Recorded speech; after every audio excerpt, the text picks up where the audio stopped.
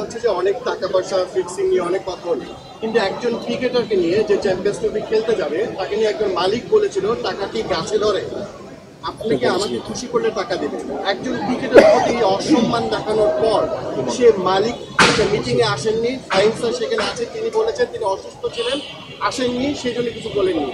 এটাকে উত্তর, এটাকে এক্সাম্পল তৈরি করলো বাংলাদেশ ক্রিকেট বোর্ড ইতিহাসে, যে আপনার রানিং একজন ক্রিকেটারকে এই সম্মান দিচ্ছে এবং সেটা আপনার মেনে নিচ্ছেন।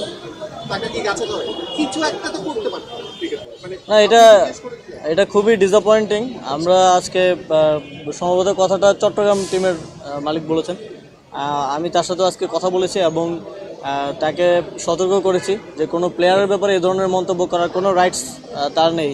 প্লেয়ারকে তো একটা চুক্তির মাধ্যমে তিনি নিয়ে এসছেন and he is bound to pay that money what ever the performance or যেটাই হোক।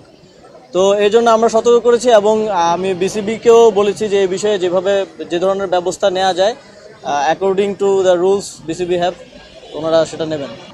আজকে সেই ফ্র্যাঞ্চাইজি মালিকের সাথে আমাদের কথা হয়েছে, আমরা তাকে একদম পরিষ্কারভাবে জানিয়েছি যে আমরা এতে খুবই অসন্তুষ্ট হয়েছি। This is not the way to communicate not only with the national team players. আমাদের এখানে যে ধরনের খেলোয়াড়রা খেলে কারোর সাথেই এই ধরনের আচরণ আমরা এইভাবে গ্রহণ করব না। এবং এবং এবং উনি ক্ষমা চেয়েছেন, উনি স্বীকার করেছেন যে তার এই ব্যবহারটা ঠিক ছিল না এবং উনি ক্ষমা চেয়েছেন।